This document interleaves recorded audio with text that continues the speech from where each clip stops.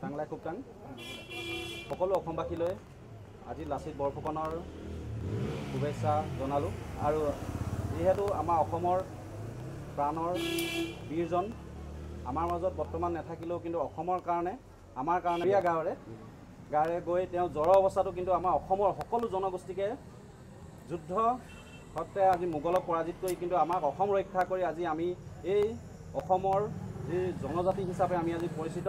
আৰু বীৰজনলৈ আমি শ্ৰদ্ধা জনাইছোঁ আৰু টাই আহোম ছাত্ৰ সন্থা আৰু সকলো ইয়াত যিমান জনগোষ্ঠী আছে কেইবাটাও জনগোষ্ঠীয়ে সকলোৱে আহি পানি আমাৰ এই অনুষ্ঠানটোত আজি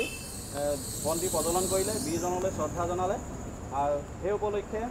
মই সকলো অসমবাসীকে এটা অনুৰোধ জনাওঁ যে আমি হেংদাং ল'লেই নহ'ব হেংদাংখন লৈ আমি সকলোকে আমি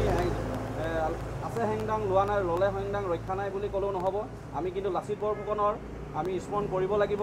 তেওঁৰ দিৱসত আমি এগছি বন্তি প্ৰজ্বলন কৰিব লাগে মোৰ হিচাপে অসমৰ প্ৰত্যেকটো জনগোষ্ঠী প্ৰত্যেক ঘৰতেই হ'লেও এগছ চাকি জ্বলোৱাৰ প্ৰয়োজন কাৰণ আমাক তেওঁলোকে আজি মোগলৰ পৰা বচায় কিন্তু আজি এই বীৰজনক আমি সোঁৱৰিছোঁ কিন্তু আমাক ৰক্ষা কৰি থৈ গ'ল সেই বীৰজনলৈ আমি প্ৰণাম জনাইছোঁ।